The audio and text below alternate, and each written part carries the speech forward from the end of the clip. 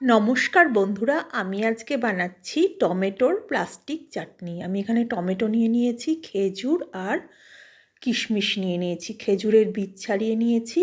টমেটোগুলোকে প্রথমে কুকারে দিয়ে অল্প একটু জল দিয়ে আর সামান্য নুন দিয়ে আমি একটা সিটি মেরে নেব। তারপরে আমি এই একটা সিটি দেওয়ার পর এদিকে আমি খেজুরটা আর কিশমিশটাকে একটু জল দিয়ে ভিজিয়ে রাখবো যাতে নরম হয়ে যায়। এবার টমেটো সিদ্ধ হয়ে গেছে, এর খোসাগুলোকে আমি ছাড়িয়ে নেব আর ভিতরের বীজটা আর সাদা অংশটাকেও আমি ছাড়িয়ে নেব ভালো করে।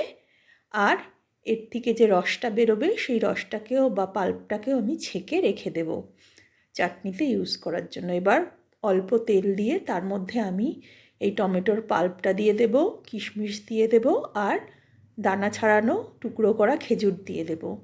দিয়ে সমস্ত কিছুকে খুব ভালো করে জাল দিয়ে নেব। তারপরে এর মধ্যে দিয়ে দেব 1 টেবিল চামচ পরিমাণে তেঁতুল, বীজ ছাড়ানো আর বাতাসা দিয়ে দিচ্ছি, গুড়ের বাতাসা। সমস্ত কিছুকে আবারও আমি ভালো করে জাল দিয়ে নেব।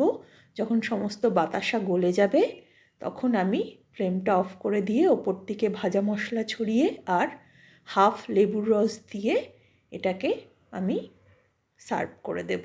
এটা খাওয়ার জন্য রেডি হয়ে গেছে। আপনারাও বানিয়ে দেখবেন এইভাবে, খুব ভালো লাগবে। নমস্কার।